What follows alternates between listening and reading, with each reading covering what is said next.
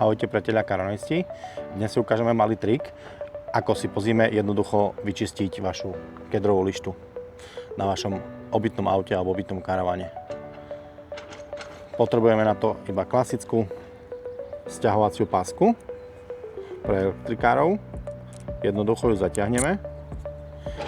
Prebytočný koniec si odstrihneme.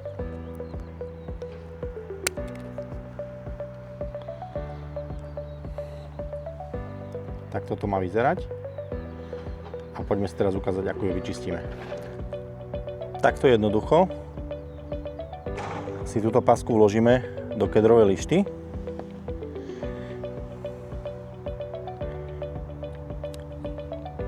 A postupne ťaháme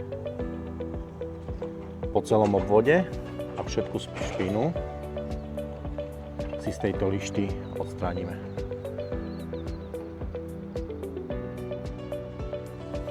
Pre ďalšie tipy, triky ma neváhajte pozerať. Čaute.